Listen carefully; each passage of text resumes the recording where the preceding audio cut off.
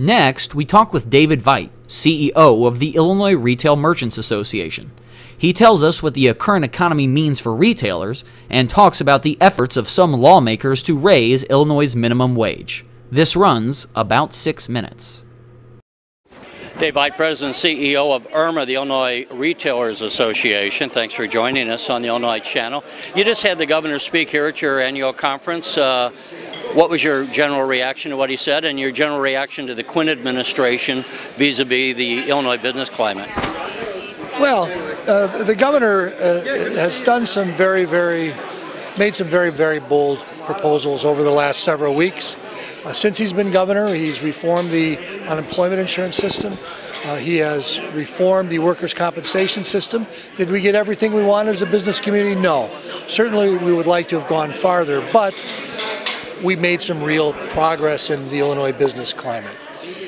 Now, with the state of the state's budget, there needs to be some changes, or pensions and Medicaid are going to just stifle any chance of economic recovery here in the state, and certainly it's going to take all of the state's revenues going forward, so there has to be some changes.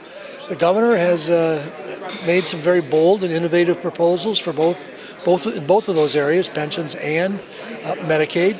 We don't agree with everything he said, and there's going to be some tinkering at the edges, but the fact is he's stepped up, recognized the problem, and made a proposal to solve it. You know, relative to a couple of comments on retail, one, we just recently interviewed Dan Long over at COCFA, and kind of an update of where the state's finances were. One of the surprises, he said, was the sales tax. Your retailers seem to be doing fairly well around the state, even surprisingly well, according to the projections that they had made on state revenues. Well, we've had our board meeting just this morning, and we're starting to sense that things are picking up a little bit.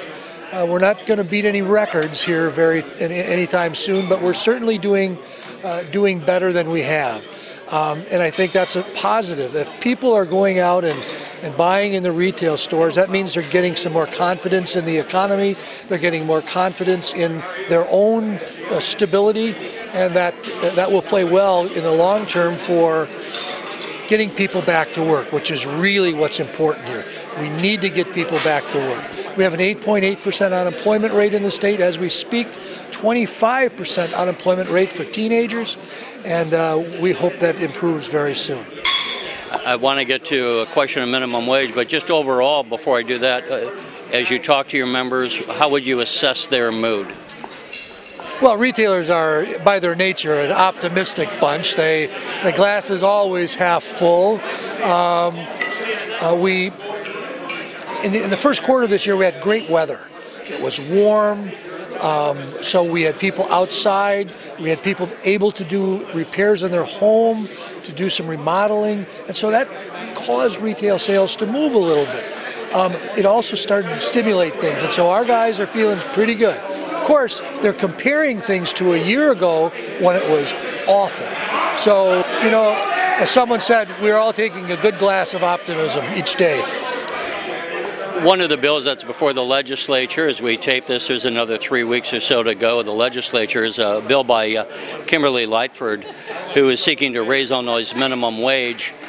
So when you're running a business, you have the revenue side, you have the cost side. This would obviously raise your cost side of your members. What's the position of your association relative to this effort to raise the minimum wage? Well, you know, there are only so many dollars in a retail environment. And if you raise the prices on something, the costs on something, that means the costs have to go down somewhere. So if you raise the cost of employment, that means there's going to be fewer people employed.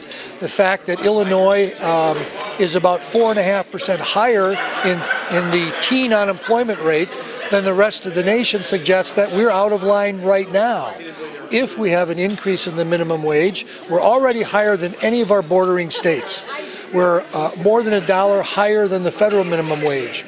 That means that Illinois is going to have another black eye on its record and its business climate. We should be doing things to improve the business climate, not things that will hamper the growth of jobs in this state.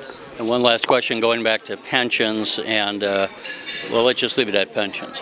Relative to the business climate, If we don't address the pensions, to what extent does that inhibit the state's ability to attract new business because of a fear that there's either you're going to have a pension implosion or you're going to have down the road a much higher jack in the price of the taxes to cover the cost?